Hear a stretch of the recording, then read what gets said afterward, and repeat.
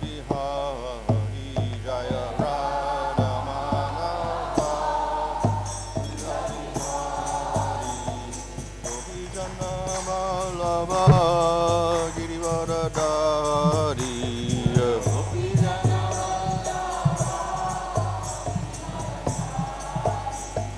Yasoda Nandana Brajajana Ranjana Yes Jamunati Ravanachari Jaya Radha Madhava Kunja Bihari Jaya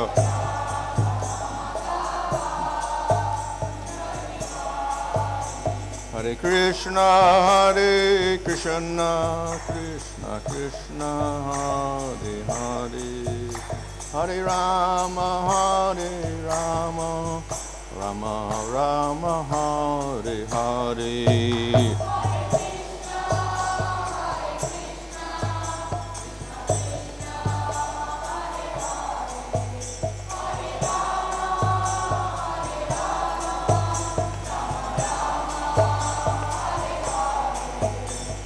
Prabhupada, Prabhupada, Prabhupada, Jaya Prabhupada.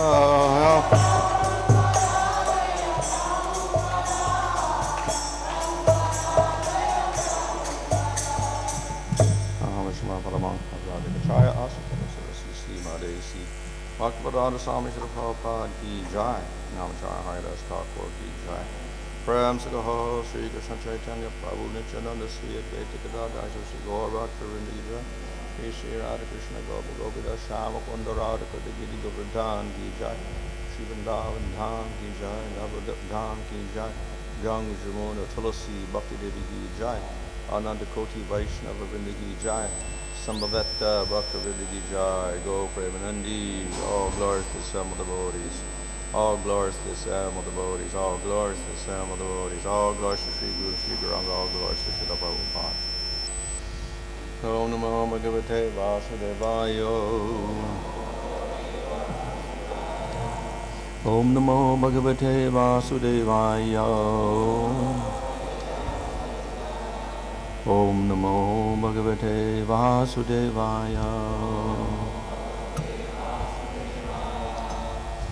Nama Om Vishnu Padaya Krishna Prasna Buddhale Srimate Bhaktivedanta Swami Niti Namane Namaste Saraswati Deve Gauravani Prachadane Nirvishesha Shunyavadi Paschatya Desha Tarane Sri Krishna Chaitanya Prabhu Nityananda Sri Advaita Gadadhar Shivasri Gaur Bhaktivinoda Hare Krishna Krishna Krishna Hare Hare Hare Rama Rama Rama Hare Hare. Reading from Srimad Bhagavatam, Canto 10, Chapter 47, verse 22. Sri Sukha Uvacha Atodavo Nishamyaivam Krishna Darshana Lalasa Sanfayan Apriya Sandeshaya Gopi idam abhashata.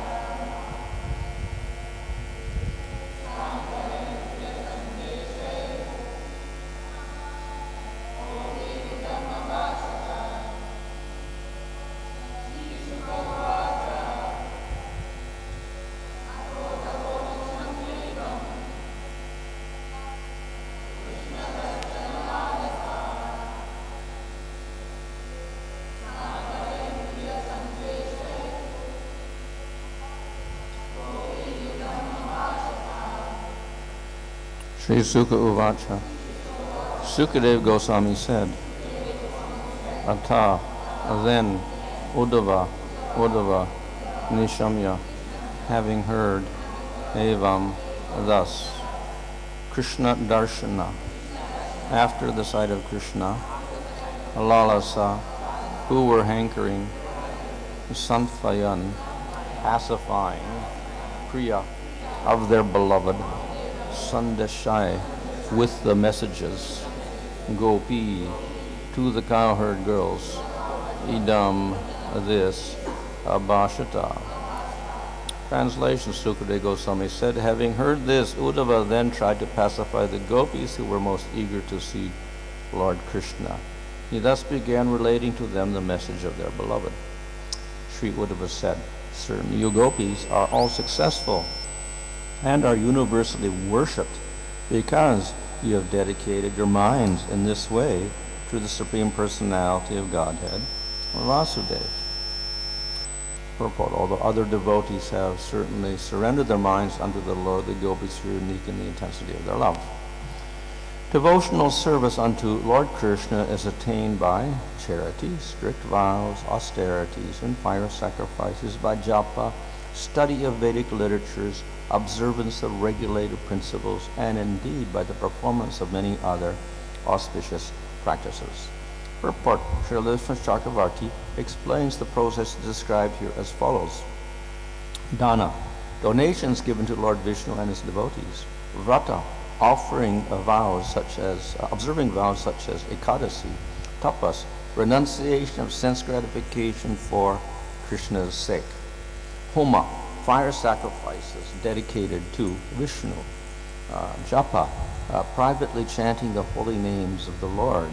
Svadhyaya, study and recitation of Vedic texts, such as the Gopal Tapani Upanishad. By your great fortune, you have established an unexcelled standard of pure devotion for the Lord, Uttama Sloka, a standard even the sages can hardly attain. Purport, the term pravartita indicates that the gopis brought to this world a standard of pure love of God that was previously unknown on earth. Thus, Uddhava congratulates them on their unparalleled contribution to religious life. By your great fortune, you left your sons, husbands, bodily comforts, relatives, and homes in favor of the Supreme Male, who is known as Krishna. Srila Vishnu Chakravarti explains that the gopis gave up their sense of possessiveness towards these objects. History shows the gopis remained in Vrindavan, living in their houses with their families.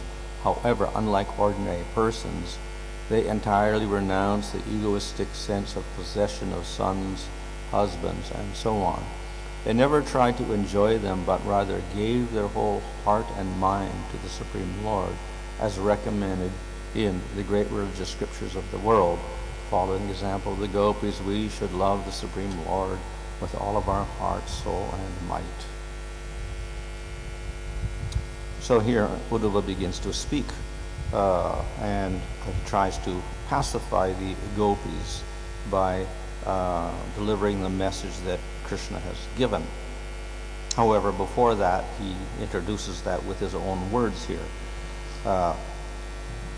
And he does introduces this by praising the gopis, and by saying that they've attained a status that even the sages aspire for but cannot attain.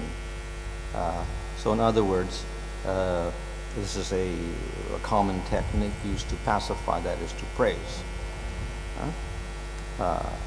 So this praise, of course, is not untrue. Often we may praise, but it is not so true in the material world. But here, when he says that they've attained a high stage of bhakti that no one else can attain, that's actually very, very true. And the purpose of the Bhagavatam actually is to show that the gopis are in the highest position. So that's one of the purposes of Bhagavatam. And we see in Brihad Bhagavatamrita that that is also the purpose, to show the gopis are the highest devotees. Narada Muni searches out who's got the most mercy from the Lord, and his conclusion finally is the gopis get the most mercy.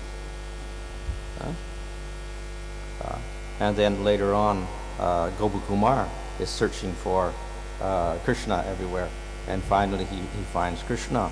But then, even though he's in Sakya Rasa, then he begins to glorify the relationship of Krishna with the gopis. So the Bhagavatam's conclusion is that the gopis are the highest, and so when Uddhava states this, he's just simply stating the conclusion of the Bhagavatam. So Uddhava here mentions how one can attain the Lord through bhakti of different sorts. Dana, vrata, tapa, homa, japa, svajaya, samyamai, various things. But in one sense, charity and vratas and austerities and sacrifices, they're not directly normally related to the Supreme Lord, and they're more pious activities in karma kanda. So that is why Vishnu Chakravarti Thakur has given these a spiritual meaning. So by dan, it is not material charity, but giving to the Supreme Lord. So that's a bhakti we give to the Supreme Lord. And vrata, what is the vrata? Austerities like Ekadasi. What is the tapa? What is that austerity? To give up everything for the Supreme Lord. So these, of course, are also mentioned in Nectar Devotion. For instance, one of the out of the 64 angas of devotional service, we have the first 10. And among the first 10, we have one that says that one should be willing to give up everything for the sake of Krishna. We give up things, we renounce things for the sake of Krishna. So that is tapa or tyaga. So that is actually an anga of devotional service. And similarly, giving to the Supreme Lord is a direct devotional service. Ekadasi is also one of the first 10 items mentioned among the angas, or the 64 angas. So there's no problem that these will lead to development of prema, because they are a direct devotional service. So in this way, all of these things are, instead of giving a material karma yoga interpretation, they're given a devotional interpretation. So similarly, homa is homa for the Supreme Lord, the japa is Krishna mantra japa, svajaya is study of works like Gopaltapani Upanishad or other scriptures dedicated to glorifying Krishna.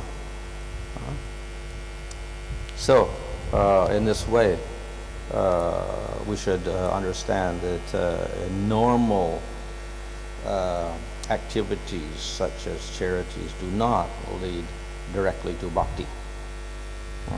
But when we have devotional activities like giving to the Supreme Lord or hearing the scriptures about Krishna, then these definitely lead to prema. So, though everyone can practice like this, still people attain different statuses in prema. And therefore we get various types of devotees. And we see in Narada Muni, he went to different devotees in Brihad Bhagavatamrita. So he went to persons like Indra, and then Brahma, and Shiva, and Hanuman, and all these, and Prahlad, etc. He went to all these different devotees, and they're all great devotees, but still, they all indicated that they did not have the highest devotion, in spite of the fact that they were all great devotees. And eventually we get to, very exalted devotees like the Pandavas or something like that, and then the Yadus, and then finally the Vrajabasis, and then finally the Gopis. So they're all great devotees, and they all have prema. But there's differences in that prema. And according to the differences, then they see the Lord differently and they worship the Lord in a different way. So some may worship Vishnu, some may worship Ramchandra, or they may worship Nrsimhadev, or some will worship Krishna in Dwarka. So those who worship Krishna in Vrindavan, those devotees are considered to be the highest of all, because the intensity of their prema is the most. So there are varieties of prema, even though they may practice these same types of devotion like dana, vrata, homa, etc. They attain different levels. Why? Because the mood in which they do that is of a different type of intensity. So they can do it with a less intensity or more intensity. And consequently they get different results. And of course, the object of worship may be different. So that also indicates something of the intensity. So the Vishnu worship is less intense, and Rama worship is more intense, and Krishna worship is more intense. But then Krishna in Dwarka is less intense, and Krishna in Vraja is more intense again. So there's various intensities of the worship. So it is up to the individual to choose his object of worship, and then accordingly he will get that particular result. So why is there different forms of the Lord and all different levels of bhakti? Because the devotees choose in that way, and they prefer those different types of devotion. So we have these different varieties. So none of them are wrong, but objectively speaking, then we see that the devotion to Krishna is the most intense. And consequently, the type of bliss that results is stronger as well. So if we are offered a choice of less bliss or more bliss, then everyone will choose more bliss, obviously. But it's not always so. So some people prefer to worship Ramchandra, like Hanuman, and he will never leave worshiping Hanuman. Even though we'll say, well, that bliss is less than this bliss or whatever like that, he won't leave. So even if choice is given certain individuals, they will choose a certain type of worship, even if knowledge is given, it may be less or whatever. So therefore, we don't criticize those devotees for their particular type of worship, as long as it is worship of the Supreme Lord. But Chaitanya Mahaprabhu has come to persuade everybody to take to the worship of Krishna in Vrindavan, and particularly the worship of the Gopis in Vrindavan. So that's his very special mission. So because of his influence, then even devotees of Vishnu or Rama or whatever, they also become devotees of Krishna. Or Chaitanya Mahaprabhu.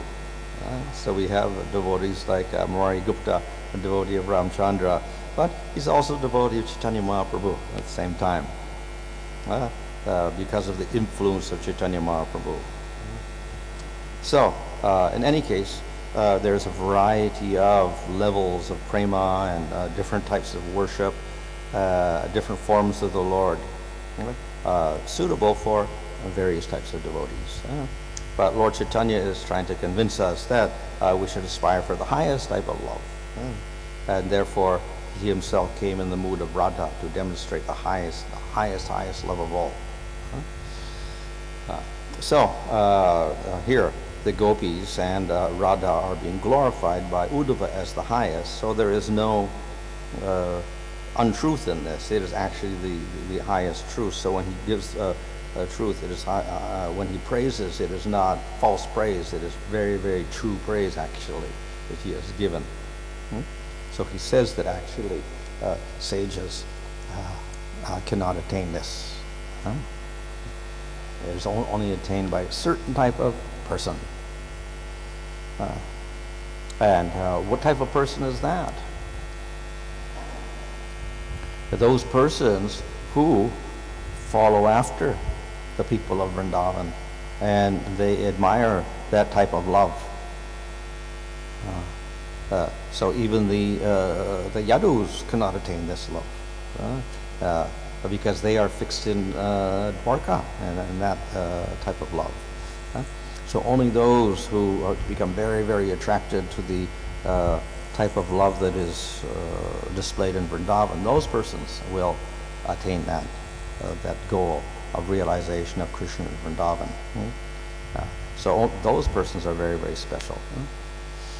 So all sages don't do that. They do other things and worship other forms, so therefore they don't attain this. So, of course, even Brahma and others, they say that the love of Vrindavan is not attainable by Brahma himself or by Shiva or by Lakshmi or anyone else, and that is also true. So Uddhava is making the same statement, that actually the love of the gopis is the highest of all, and great sages cannot attain that. Not only great sages, Brahma cannot attain, Shiva cannot attain, Lakshmi cannot attain. Not just sages, no one else can attain. Oh, very, very rare. So this is a true statement. And then he supports that by saying that they gave up what is most difficult to give up. So what was most difficult to give up? Sons, husbands, bodily comforts, relatives, and homes. They gave all that up for Krishna. So that is the special strength, manifestation of strength of the gopis' love. They're willing to give all of these things up. And we do not see that take place in other forms of love. Even in Dwarka, the queens of Dwarka and Madhurya Rasa do not give up sons, husbands, nothing. They don't give up anything.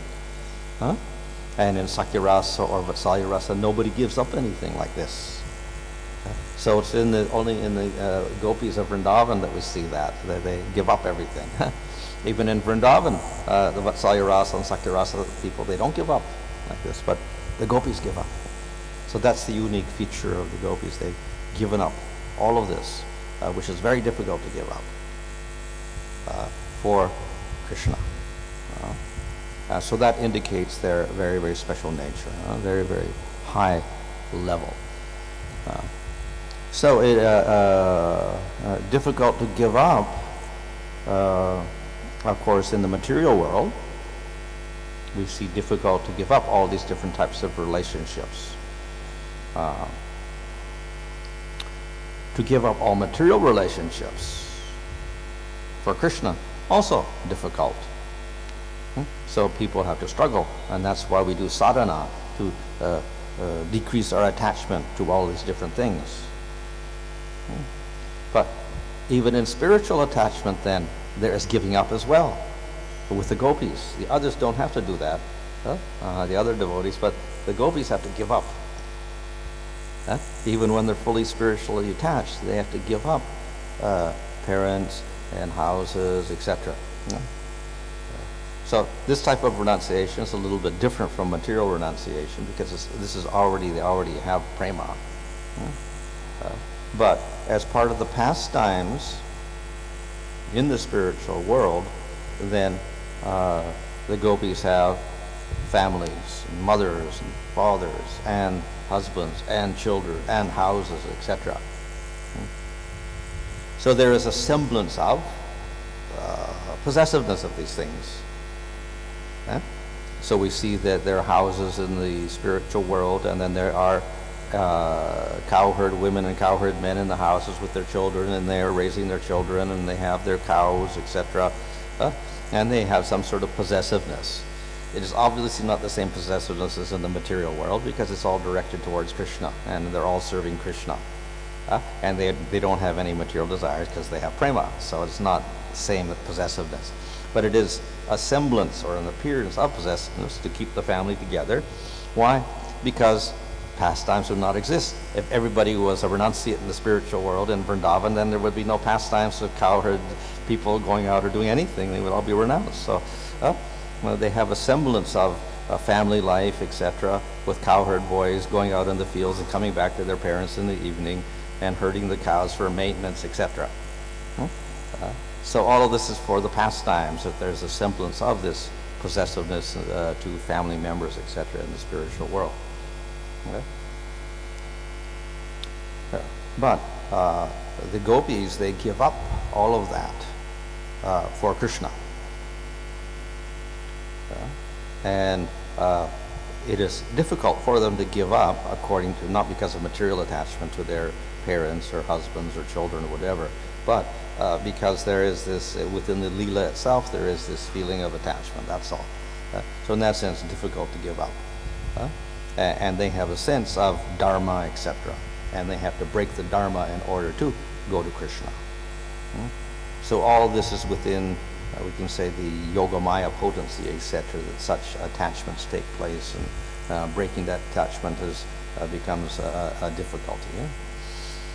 So this is all done for pastimes of the Supreme Lord. But we don't see that this takes place with the other, in the other rasas and in other places. Only in Vrindavan, in Madhurya Rasa, this takes place. So this indicates the great attachment that the gopis have for Krishna, greater than anyone else, greater even the queens of Dwarka. So therefore the glorification given by Uddhava is in no way false. It is actually very, very true.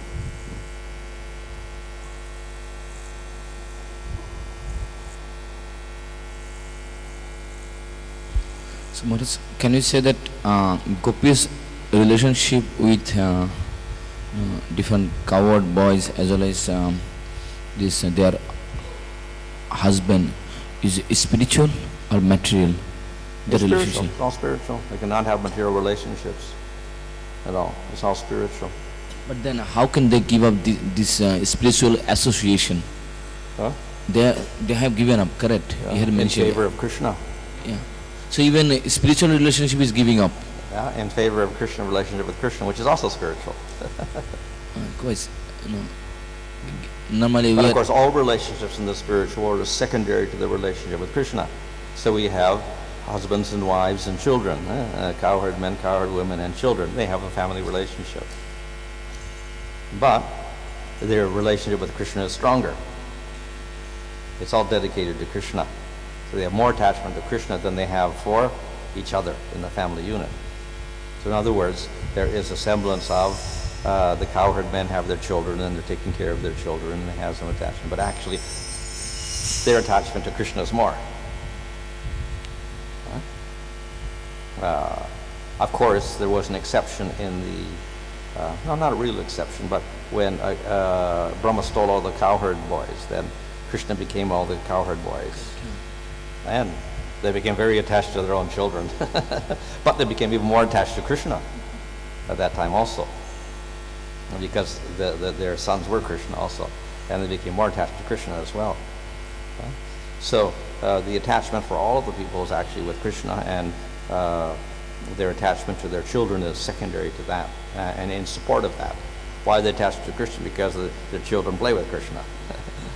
Why they're attached to Krishna is because they take Krishna as their son also. So Maharaj, how can you connect this attachment in the material world and the spiritual world? Like in the material world, we have a devotees. In the spiritual world also, Gopis has their own husband and families. How can we connect it? Because we should not neglect the devotees also. That relationship also we have. That can you say that relationship is spiritual relationship, whatever we have with the devotees? With devotees, it's spiritual, and that is mentioned in Nectar of Devotion. Rupa Goswami says that all the angas of bhakti which are directed towards Krishna can also be directed towards the devotees. So glorification of devotees, serving devotees, worshipping devotees, it's also bhakti. This is spiritual. Yeah. As long as we don't have material intentions behind it. Like see, so many grihasthas, they are mentoring their own family, they have their own children, how they should look it means, they are also devotees of Krishna, that's why it is my duty to serve them as a devotee. Yeah. Can you say like this? Yeah. So they should try not their own son, not their own son. They do their duties and try to relate it all to Krishna. In that sense, it becomes spiritualized. Of course, because they are with the material body in the material world with a material bodied family, then obviously there's also some impurity in those relationships. But we try to purify that by relating it to Krishna.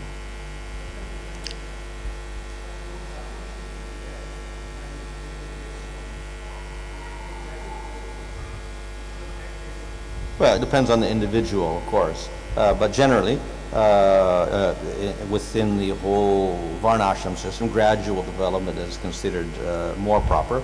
But we find that, let's say for sannyas, for instance, though they generally wait until they take vanaprastha and then take sannyas. But then exceptional cases are there where they take as children or whatever like that. And even in Madhva Sampradaya, they take as children, whatever. So exceptional cases are there. So you can take sannyas from any ashrama as such, as far as sannyas is concerned. As for bhakti and devotion, whatever, of course, Lord Chaitanya wasn't so much interested in ashramas as such, beyond ashrama. But his followers are mainly all grihastas. There were some sannyasis like Paramananda Puri or others, but most were grihastas. And later on, of course, as some persons renounced as Babajis, etc., renouncing all family relationships. But again, that is, he didn't say that you had to take sannyas or renounce completely. It's for everybody, whatever stage one is already at, one practices bhakti, that's all. And then through the process of bhakti, then one gradually becomes more and more detached. Maharaj, sorry, two questions. How aware are the devotees who are in the spiritual world in lower level planets, let's say from Goloka, so to use the word lower, like in Vaikuntha level, how much aware they are that they are not on the highest platform in relationship with the Lord? Well, nobody believes they are lower at all in the spiritual world. There's no lower and higher in one sense. And the realms are separate. Okay, for example, So if Uddhava. they're in Vaikuntha, they don't think about anything else. Yeah. Maharaj, for example, Uddhava, he's discovering how great are the Gopis. Did he experience envy to become one of the Gopis, or that intensity which he is not experiencing? Yeah. No, well, he appreciates their love, and he aspires, in one sense, for that love, but he doesn't aspire for Madhurya Rasa. He aspires to the intensity within his own rasa, which is dasya, with a little mixture of sakya. So he never aspires to become a gopi or anything because he's already a siddha. He's an eternal associate of the Lord, so he doesn't want to change into anything else. He's satisfied with that relationship. But he really appreciates the mood of the gopis. So Uddhava is a very special case. Though he is a yadu who sees Krishna in Mathura and Dwarka, simultaneously he appreciates the greatness of the love of the people of Braja and the gopis' love. So he's superior to the rest of the yadus who cannot quite understand the Brajavasis so well. So that's why Krishna also sent him. Maharaj, Pandavas are depending on Krishna in all, means in danger situation. So is that kind of mixed devotion? What's that? Mixed? Means Pandavas were depending always on Krishna whenever they face any danger. So is it kind of mixed devotion? Why we mixed? Why mixed? Because they are always depending on Krishna What? whenever. Everybody depends on Krishna in devotion. No. In danger situation, that depends on Krishna. Well, they all depend on Krishna. Even the cowherd boys depend on Krishna in danger. When there's a forest fire, they depend on Krishna. They shout Krishna's But name. as per Rupa Goswami, means it is mentioned like whenever we depend on Krishna in case of danger or anything, it is not kind of pure bhakti. It doesn't say that. It says the opposite, actually. Okay. That when, if we're doing pure bhakti, it is not an obstacle if in danger we call out to the Lord. It's still pure bhakti. To save me, Krishna save me. It doesn't mean that. So therefore that is why he explains the word abhilasha ta sunya, not abhilasha shunya. Devoid of desires for other things in general, which means exceptional cases are there. So if one's life is in danger, one can call out to the Lord. And there's no criticism of not being pure bhakti. It's still pure bhakti. As long as it's not a constant thing, where it's calling out all the time, save me, save me, save me. Recently I met a rationalist, an atheist. He said, why Krishna has to wait for his devotees' prayer? Since he is Antaryami, he knows exactly why he is waiting for devotees to ask from him favor, then he gives blessings. He can give without that. Well, he can, but actually, the devotee, there's two levels of devotees, obviously, those in sadhana and those in prema. Those in prema, they are, let's say, all the time glorifying the Lord. So there's no question of waiting and doing it at certain times. They're always glorifying the Lord. Those who are doing sadhana, obviously, we are limited, so therefore we only do it at certain times. And according to our efforts, the Lord responds. So the more effort we put, the more the Lord responds. The less effort we put, the less the Lord responds. Except in special cases where the Lord is very merciful, and even if we do nothing, the Lord may do something. That's called kripa. So we get perfection by kripa, not by sadhana. But in sadhana, generally the Lord waits for us to do something, and accordingly He responds. The inherent nature of the soul is attachment, not detachment. The inherent nature of the soul is get attached, not detachment. Because Mayavadis always say, naiti naiti, I don't. But Well, for devotees it is. the nature of the soul is to have consciousness and to be conscious of things, and then to have desire towards things because of that, and to have likes and dislikes, etc. Now the likes and dislikes can be for material objects or spiritual objects, one or the other. If we go to a state of Brahman, then it's a neutral state. No like, no dislike, no consciousness of anything. So it's a little bit unnatural for the jiva to be in that position.